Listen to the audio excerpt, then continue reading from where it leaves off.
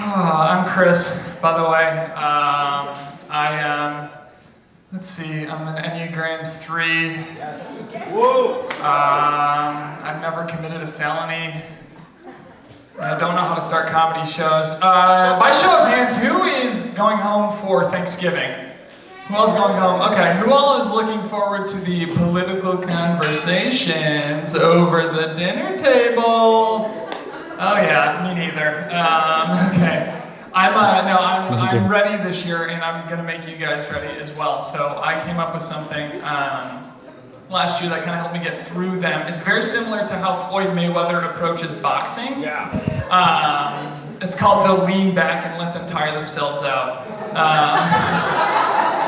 Yeah, guys, I have a septum piercing and part of a college education, so to my family, I'm kind of a threat. Yeah, which is great. Oh, what is on this cord? Which is great. I don't mind that, but they come in strong. They're ready to hit. They're ready to strike. I'm talking lower taxes on the rich. Drain the swamp.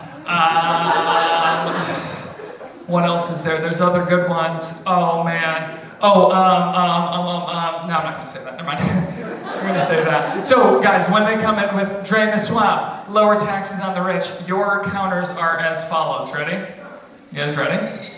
Okay. Whoa, I've never thought about that before. That's really good. That's the first one.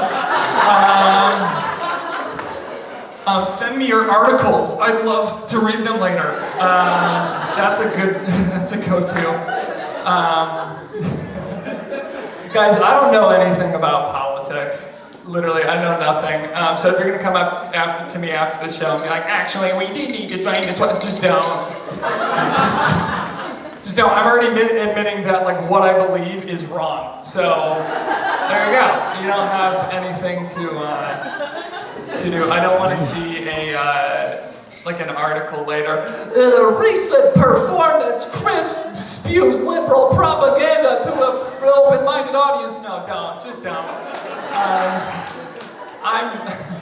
I'm wrong. I'm stupid, and that's okay. I don't know, guys. The only reason that I talk about politics is low-key because I want the Obamas to adopt me. Like I genuinely do. Yeah, I just picked up his book recently that he wrote with Michelle. And it was really cool. There's a chapter on his religious kind of affiliation, his religious background, which it was nice because it finally put to death the rumor that he was a devout Muslim. Because, he's not, it's kind of a crazy rumor, which is weird because I thought it was pretty well known that he was the Antichrist.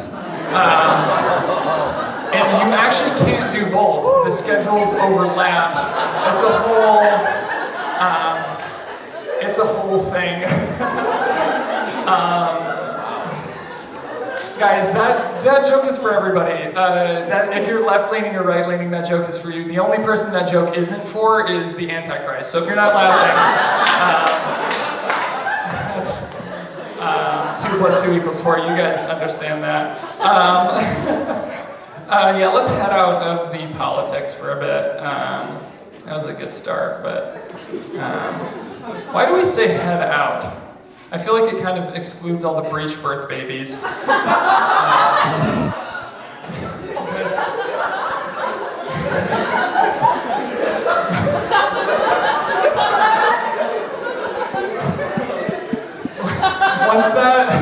Once you write that, you just have to say it. I could not say that. Birth is weird. Anybody ever tried it? You guys ever tried it before? I'm not saying giving birth, I'm saying being given birth. That was pretty overarching. That should have gotten everybody, but I was a C-section, which you guys didn't need to know that, but it sets up my next joke, so that's why I'm talking about it. I don't know who the first person to come up with a C-section was.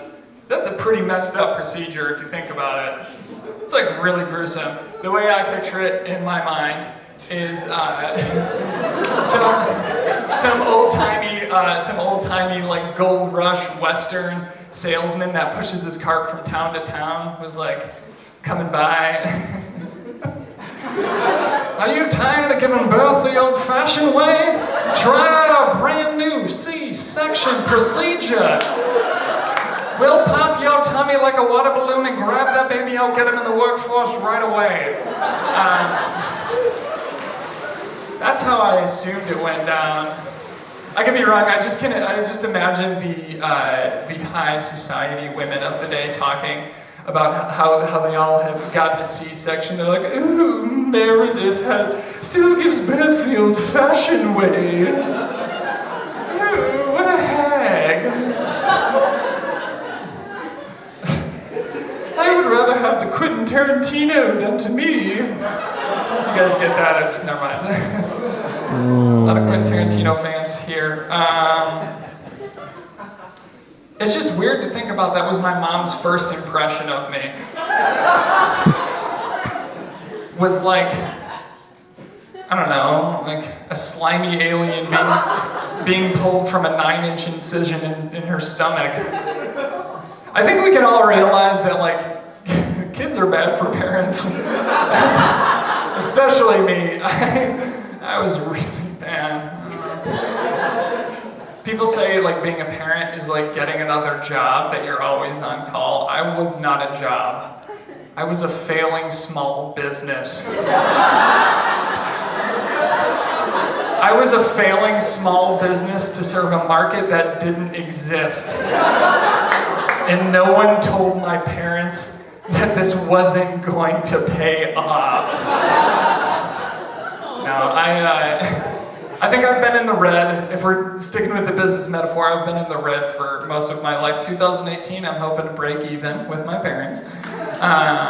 That's the goal anyway. I don't know about that though. My parents, like, do your parents ever threaten you?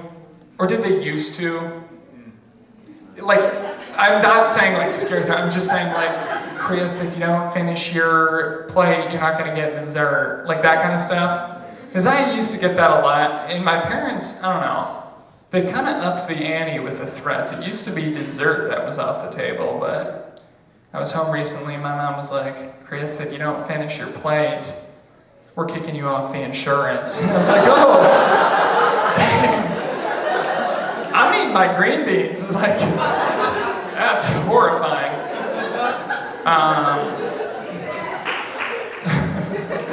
By show of hands, how many people like Jimmy Kimmel here?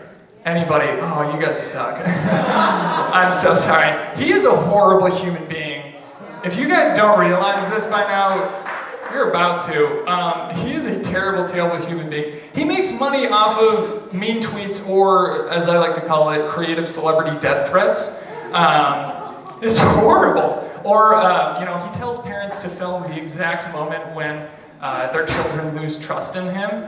Like, no, it's not okay. I don't know, what's next? I just picture him going on tomorrow night and be like, we told the parents of America to try out MMA moves on their unsuspecting children. And here's the result. Honey, hold the camera still. I'm trying to put Billy in an armbar. Come on! It's horrifying. He is not a good man.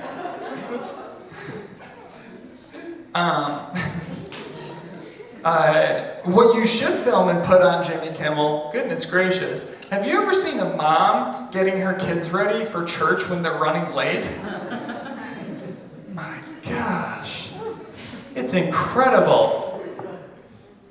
It's as graceful as a figure skater and as powerful as a sumo wrestler. I've seen my mom comb one child's hair with another attached to her leg while simultaneously punishing and comforting her 2 other children with her 2 remaining limbs.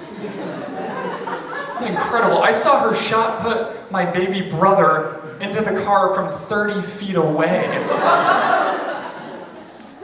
It was unreal. Film that and put it on Jimmy Kimmel. Hold on, I gotta get a drink.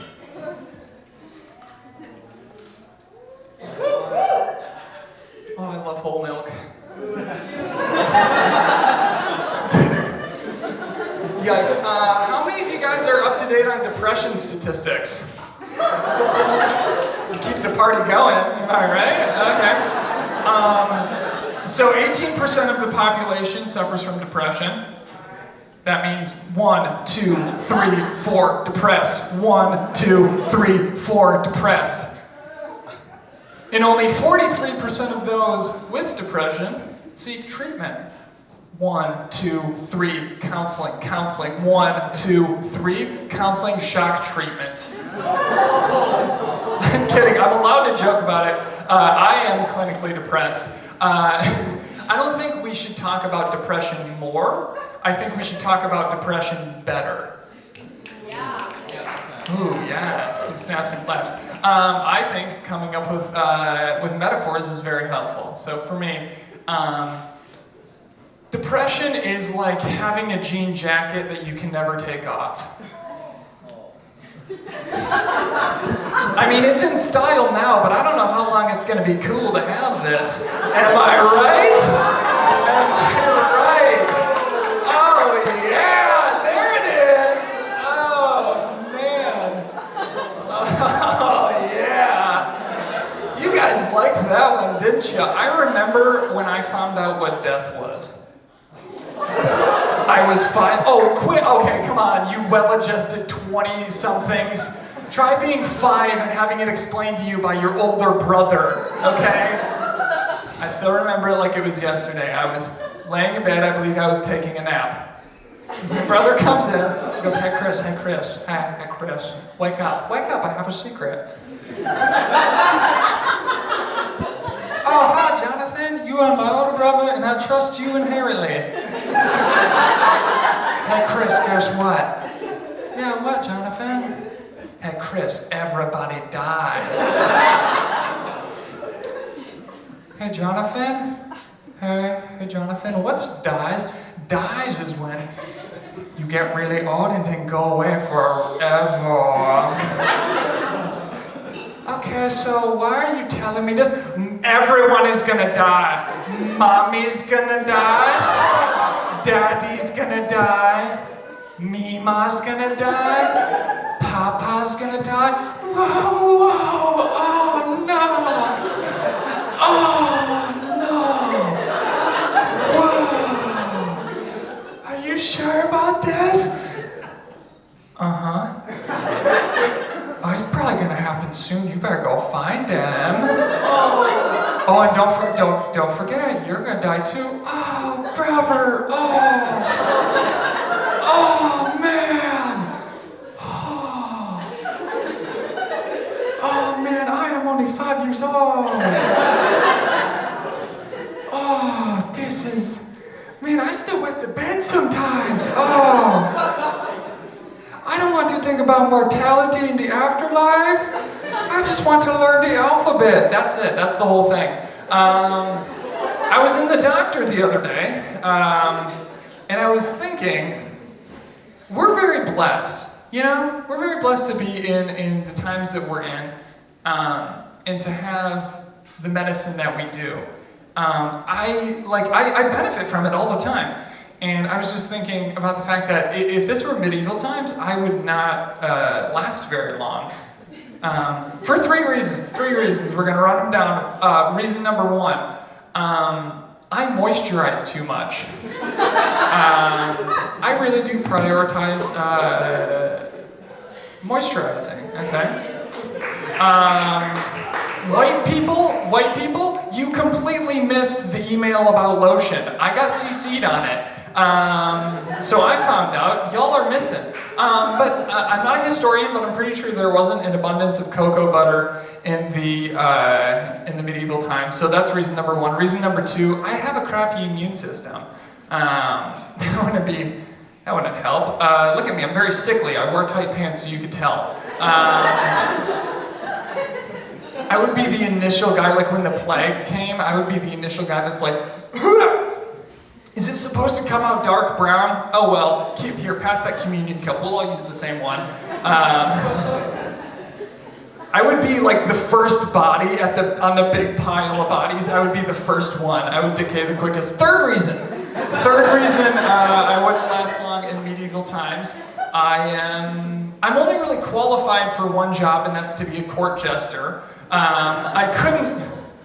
I I couldn't really do any like hard physical labor again with the moisturization or lack thereof. My hands are soft and weak. I wouldn't be able to do that. But I could put a costume on and dance around for the king and stuff. But I don't always watch my mouth, and so I probably do like, I don't know, a bad impression of the queen and get beheaded, which is weird. I've always thought, would you invite your friends and family to your beheading? I think I would. It would be kind of a special day. Like, it's a big day. I want them to help me get ready beforehand. I mean, it's like the bar mitzvah I would never have. And I think, no, it's great. They could help me with the hair. Ultimately, the hair is the big one, because that's what's going to last, right? The outfit is secondary, hair is major priority. In the beheading. You guys aren't loving the beheading here. That's okay. I've got more. We'll come and land it. No, I love my family. I wouldn't make them come to my beheading. I mean, I would send out like a Gmail invite, but I wouldn't guilt anybody into it. I love my family. Love is an interesting thing. Because I think when most people say it, they actually mean just like a chemical reaction, which is some truth if you want to write that down. For real, 95% of people, never mind, anyways. But I think I think this because I've seen like people do things in the name of love that are just completely irrational. The chemicals in the brain get overwhelmed. I was in a coffee shop and I legitimately overheard this conversation. This guy was sitting across from this girl. You could tell they were early in their relationship. And he goes, babe, babe. He was yelling it louder, but I don't want to. Babe, I love you. I just want to get a map of the world, put it on the wall, throw a dart, wherever it lands. I want to adventure there with you, 'cause I love you.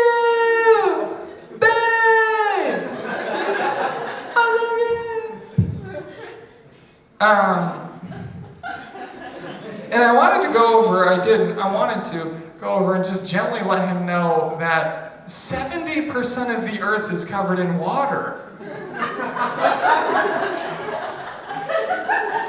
Babe, we're going to the Caribbean. See, we're gonna drive.